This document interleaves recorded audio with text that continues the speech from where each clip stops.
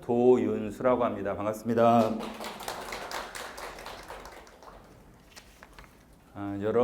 여러분보다 몇 년 전에 자격증을 따서 중개사 업무를 했던 선배로서 또 중개사 시장에서 이런저런 일을 겪었던 한 사람으로서 약간의 이야기를 들려드리려고 합니다.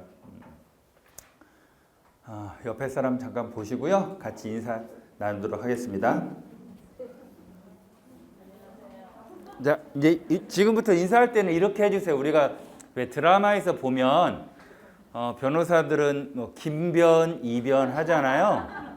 이제 우리는 중개사입니다. 그래서 옆에를 보시면서 자, 중개사님 해보겠습니다. 중개사님.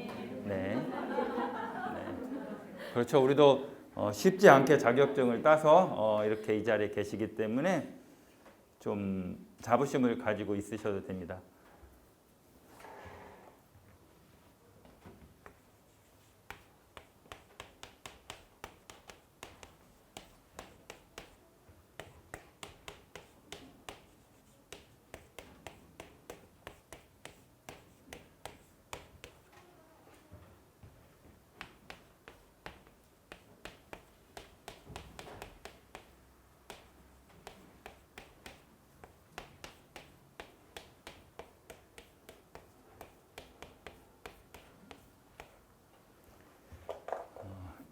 이 이야기를 해볼까 합니다.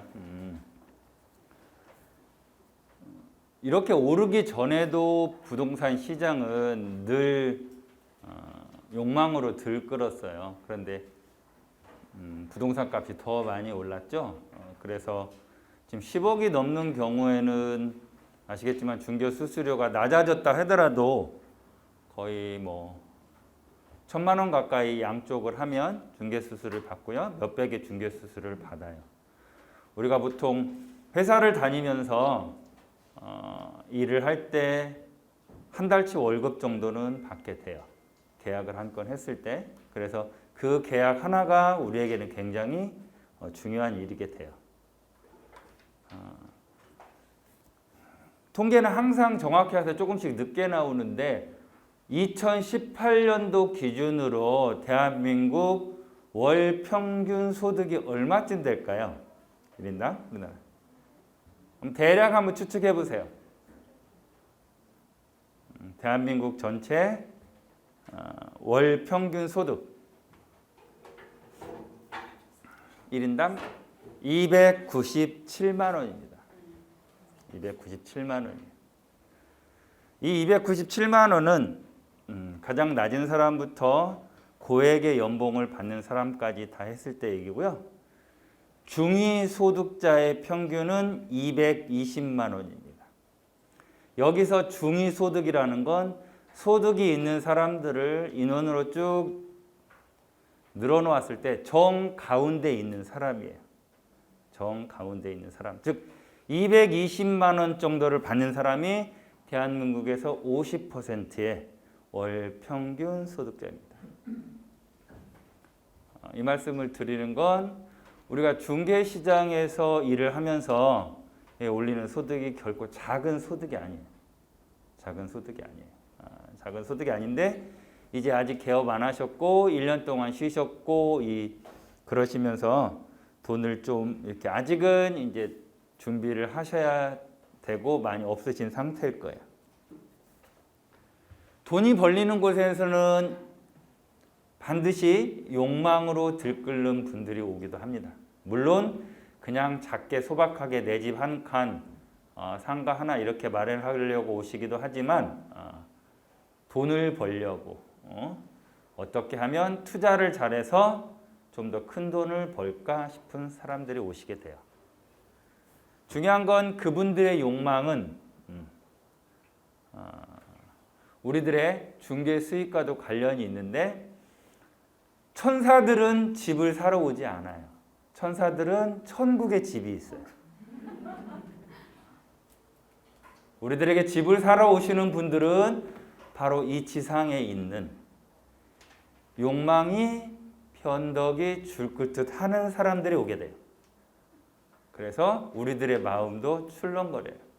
그냥 이 집 좋네요. 계약할게요. 그러고 끝나면 좋겠지만 특히나 요즘처럼 부동산 시장이 들썩일 때는 사겠다는 손님이 날짜까지 다 맞추고 서류 다 준비하고 아시지만은 이제 직장 다니시는 경우에는 휴가를 내고 오셔야 되잖아요. 아침에 전화가 옵니다. 아내가 반대한다고, 남편이 생각 좀 해보자고 이미 다 결정을 하고 했는데도 심지어 계약금까지 오간 상황에서요. 계약금을 줬으니까 상대편 들어오실 분은 자기가 살던 집을 내놓았겠죠. 그게 팔리기도 하고 전세했던 경우는 전세 계약이 됐는데도 불구하고 계약금의 배액을 상환하고 계약을 취소합니다. 왜냐하면 그 이상의 가격이 올랐습니다. 그 사이에. 부동산 시장이 활성화될수록 중개사들은 마음이 변하는 손님을 많이 만나게 됩니다. 그러면 학원에서 공부를 할 때 그 순수했던 마음, 공부를 했던 마음하고는 전혀 다른 상황에 놓이게 돼요. 여기 나눠드린 이것 중에서 앞에 8가지 복이라는 거를 한번 보시겠습니다. 네.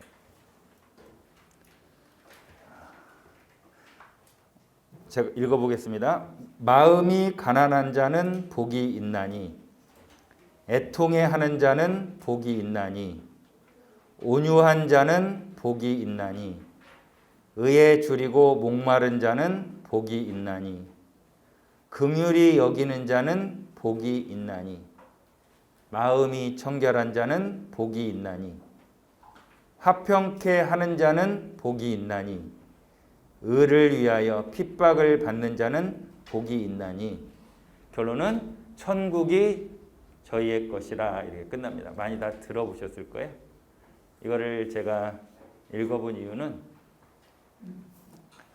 우리 사무실 문을 열고 들어오는 손님이 마음이 변덕을 부리고 우리를 힘들게 했을 때 그분들이 거칠게 말을 하고 함부로 말을 해도 온유하게 말을 하시면 좋습니다. 쉽지 않습니다. 여기서 의에 줄인다는 말은 중개사로서 의에 줄인다는 말은 물건을 정확하게 분석해서 정확하게 얘기한다는 거예요. 부풀려서 얘기해서 얼른 계약을 해서 수수료를 받고 싶은 마음을 누르셔야 된다는 얘기예요. 특히 불황일 때는 2달 만에, 석 달 만에 온 계약의 기회일 때 이걸 얼른 빨리 팔고 싶어서 약간의 다른 마음이 들기도 해요. 커다랗게 마음의 부담으로 돌아오는 경우가 많습니다. 화평케 하는 자는 복이 있나니 있죠. 매도와 매수, 세입자와 임대인 간에 서로의 권리 주장과 이익이 충돌할 때 양쪽의 입장을 잘 조절해 주시는 분, 역시 좋은 중개사입니다. 돈이 벌리는 곳에는 욕망이 들끓는다 그랬죠. 우리 사실 아까 말씀드렸지만 대한민국의 중위소득이 220만 원, 평균 소득이 297만 원, 300만 원을 잡으면 중개사가 올리는 수입은 이것에서 적어도 중간 이상은 하게 돼요. 그런데도 불구하고 마음이 편하지 않습니다. 이유는 옆집 사장님은 나보다 몇백만 원을 더 벌고 몇 개의 계약을 더 하시게 된 거예요. 처음에는 한 건의 계약에 감사하는 마음이 들지만 시간이 흘러가면서 비교를 하게 됩니다. 우리 자녀들의 성적을 비교했을 때처럼 이제는 계약 건수를 비교하게 됩니다. 우리가 아프고 몸이 뭔가 고통스러우면 약을 먹잖아요. 우리가 고통스럽고 진상의 손님을 만난 뒤에는 인내를 겪고 나면 계약을 하게 됩니다. 그래서 약도 두 가지가 있죠. 몸이 아플 때 먹는 약과 변덕이 죽을 듯하는 손님을 만났을 때 찾아오는 계약. 여러분은 이 계약을 하시고 나면 우리가 약을 먹고 건강해지시듯이 계약을 하게 되면 그만한 보람을 누리게 돼요. 하지만 아까도 말씀드렸듯이 우리가 몸이 건강할 때 약을 먹는 사람은 없잖아요. 그렇죠? 그러면 욕망이 없는 사람이 와가지고 계약을 하는 경우는 많지 않아요. 내 집 한 칸을 마련하려는데 욕망이든 상가를 되팔아서 차익을 올리려는 욕망이든 다 욕망 속에서 오는 거예요. 욕망 속에서 오는 거예요. 그렇기 때문에 그 욕망이 가진 손님의 마음의 변화를 우리는 충분히 인정해야 됩니다. 손님은 몇 번의 과정을 걸쳐서 내가 물건을 안내하고 물건의 이러이러한 하자 부분을 설명해 드렸어도 다른 이야기를 합니다. 못 들었다고 하기도 하고 버럭 화를 내기도 하고 그렇습니다. 그거를 견뎌내셔야 돼요. 제가 결혼하기 전에 이제 저는 사실 이렇게 뭐 좋은 책들을 읽고 이렇게 인생을 살고 싶은 마음이 많았어요. 그렇게 시간이 흘러서 사랑은 하는 건 아닌 것 같아요. 사랑은 빠지는 것 같아요. 생각해 보면. 근데 결혼을 이제 하고 싶은 마음이 들어서 제가 배우는 선생님한테 찾아가서 이렇게 말씀을 드렸습니다. 저는 수행을 하면서 좀 살고 싶은데 결혼하고 싶은 여자가 생겼습니다. 어떻게 할까요? 선생님이 저를 물끄러미 쳐다보시더니 결혼이 최고의 수행 생활이다 이렇게 말씀을 하셨어요. 저는 직업 중에서 중개사는 최고의 수행하는 직업이라고 생각을 합니다. 중개사는 최고의 직업입니다. 내가 가만히 앉아 있어도 손님들이 오셔서 나를 수행시켜줘요. 우리가 보통은 수행을 하려면 산으로 가거나 인도로 가서 아슈람에 들어가거나 책을 보거나 명상 프로그램에 참여하거나 합니다. 하지만 이 수행시켜주는 이 보살님들이 찾아오세요. 오셔서 나를 수행시켜주고 돈까지 주세요. 최고의 직업입니다. 하지만 말씀드렸지만 반드시 고통과 인내와 진상을 걸쳐서 계약이라는 약이 옵니다. 계약은 그냥 오지 않습니다. 물론 그냥 오는 약도 있어요. 보너스죠. 보너스죠. 하지만 우리가 보너스만으로 살진 않습니다. 그렇죠?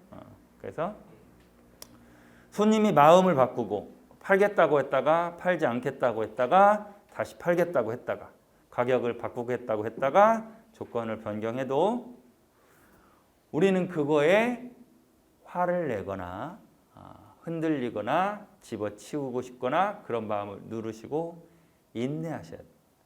손님은 마음을 바꿀 수 있습니다. 손님은 나를 돈 벌러 와주는 게 아니에요. 손님은 자기 욕망에 따라서 온 거예요. 욕망은 당연히 바뀔 수 있어요. 나는 손님의 마음이 바뀌는 걸 당연하게 여겨야 됩니다. 상식적이지 않은 요구사항도 손님의 욕망에 따라서 우리는 인정을 해야 됩니다. 중개사가 해야 될 일은 자신을 보호하는 길입니다. 우리가 수없이 공부를 한 이유는 바로 법적으로 중개사는 이 계약을 보호해야 합니다. 그 보호 속에서는 당연히 중개사에 대한 보호가 들어있죠. 중개를 1년, 2년 하면서 주변의 중개사 사장님들을 알게 되고요. 또 내 손님도 알게 됩니다. 그래서 이 정도면 괜찮겠지 하고 뭔가 미심쩍어도 그냥 넘어가는 경우가 있습니다. 요즘같이 특히 가격이 출렁거리고 또 물건이 또 좀 귀하거나 이럴 때는 계약 하나 자체가 귀하기 때문에 친한 사장님이 나한테 뭐 그런 걸까지 확인하려고 하냐 이렇게 얘기합니다. 중개사고는 믿어서 생깁니다. 확인을 안 해서 생기는 경우도 있지만 믿어서 생깁니다. 사람을 믿는 게 아니라 우리는 중개 계약서를 믿어야 돼요. 사람 믿는 건 당연하죠. 그렇지만 그 사람은 욕망에 따라서 얼마든지 마음이 바뀝니다. 하다보니 저는 처음에 이런 상처를 받았어요. 분명히 물건을 얼마에 팔기로 하고 다 결정까지 하고 본인도 너무 고맙다고 하고 아침에 전화가 왔어요. 아내가 좀 보류하자는 얘기죠. 상대편 부동산에 설명도 해야 되고 그 손님은 화가 났죠. 매수 손님은. 저는 구두로 한 계약도 약속인데 이렇게 쉽게 어길 수가 있는가 이런 생각을 했었죠. 당연히 어길 수 있어요. 손님 입장에서는. 네. 그거보다 몇 천만 원을 더 준다는 다른 손님이 나타났거든요. 언제든 손님은 마음이 바뀔 수 있다는 생각을 하셔야 됩니다. 중개사가 할 일은 그 점을 염두에 두고 계약서를 꼼꼼히 작성하고 상대방이 신경질을 내더라도 신경을 써서 더 확인하셔야 됩니다. 아주 고단수의 사람은 신경질을 내서 중개사가 확인하는 것을 가끔씩 빠뜨리게 만듭니다. 신경질을 냅니다. 뭘 자꾸 확인할 때마다 그때마다 우리는 능수능란하게 변신해야 됩니다. 말은 온유하게 받되 철저하게 확인하셔야 됩니다. 바로 얼마 전에도 저하고 아주 친한 분이 상대편 사장님을 믿고 확인을 덜 해서 중개 사고가 생겼어요. 자기 돈까지 물어주고 많이 속상했어요. 중개 경력 5년 차에 벌어진 일이에요. 이유는 상대방이 믿을 수 있는 사람이어서. 여러분은 계약하실 때 반드시 아무리 믿는 사람일지라도 철저하게 확인하셔야 됩니다. 사고는 1년 차, 2년 차에 잘 터지지 않습니다. 3년 차 이후에 터집니다. 익숙해졌기 때문에 터집니다. 지금까지 해왔어도 사고가 없었기 때문에 그냥 넘어가서 생깁니다. 초보자 때는 잘 중개사고가 생기지 않아요. 긴장하고 철저하는 마음이 있기 때문에. 여러분이 3년 차 이상의 어느 정도의 경력이 생겼을 때 찾아옵니다. 명심하시고 자신을 보호하는 것, 계약을 보호하는 게 첫 번째 일입니다.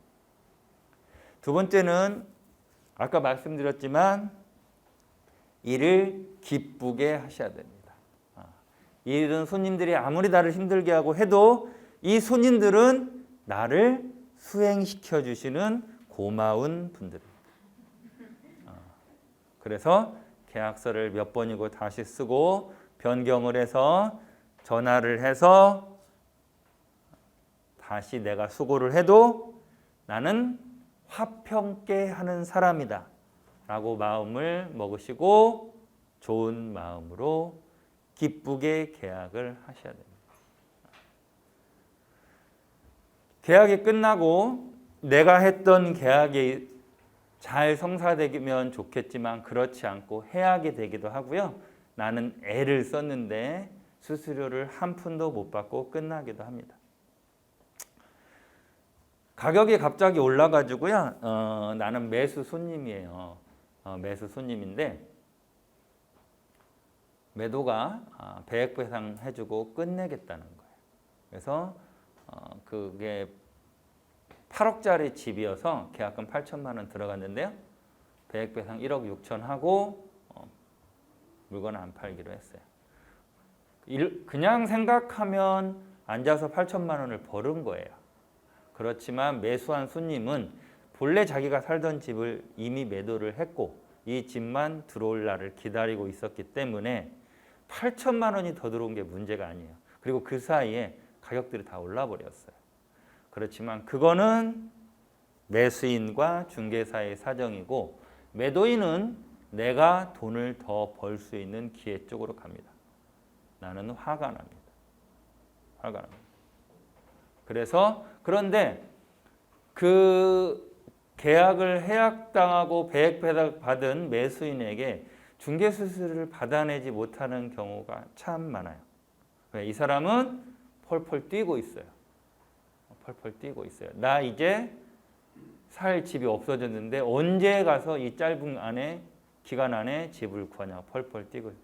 거기서 중개수수료 얘기를 꺼내기가 어려워요. 이제 나는 잠을 못 자고 그동안 수고한 거 이런 것 때문에 헤매기 시작합니다. 잊으셔야 됩니다. 이거를 빨리 잊는 사람이 중개사 시장에서 오랫동안 중개 활동을 하실 수 있어요. 이걸 마음을 차곡차곡 담아두게 되면 병이 납니다. 병이 납니다. 제가 12기인데요. 여러분 이제 19기 되시나요? 저희 동기 중에 한 명이 왕십리에서 개업을 하셨다가 1년 동안 잘 안 됐어요. 안 돼서 그분이 옮긴 곳에서 보통 한 월 1,000 정도 수수료 이렇게 벌게 됐어요. 물론 그 1,000만 원 정도 수수료를 벌기까지는 한 3년 정도 시간이 걸렸어요. 여러분이 개업을 하셔서 힘든 경우가 생겨도 저는 3년 정도는 꼭 버텨보시라고 말씀을 드리고 싶어요.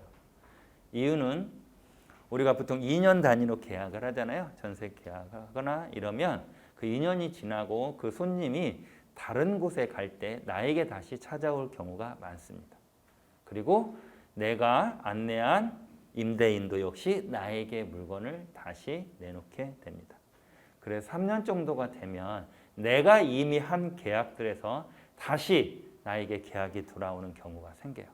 1년, 2년 힘들다가 두시면 그거를 다시 반복하셔야 돼요. 다시 반복하셔야 돼요. 물론 여기는 도저히 내가 지금 있을 수 없는 상황이다 그러면 옮기셔도 돼요. 아까 말씀드렸지만 저희 동기는 옮겨서 성공한 케이스예요. 왕십리에서 하다가 창동으로 옮겨서 성공을 했어요. 그런데 어떤 경우에는 그 자리가 그렇게 나쁘지 않은데 조금 어쨌든 요즘에 어렵다고 하면 3년 정도는 버텨보시면 내가 한 계약들이 다시 순차적으로 돌아옵니다. 그래서 보통 저희가 일에서 할 수 있다 없다를 판단하는 것을 보통은 서로 얘기할 때 한 3년 정도로 얘기합니다. 한 곳에서. 그래서 그 계약에서 다시 내가 어느 정도의 계약의 비율을 차지하는 것들을 볼 수 있습니다. 지금은 이제 오픈을 하셔도 뭐 아직 이제 돈을 버시지 않은 상태에서 내가 손님들한테 잘해줄 게 뭐가 있을까 생각하시지만 우리가 돈이 하나도 없어도 잘해줄 수가 있습니다.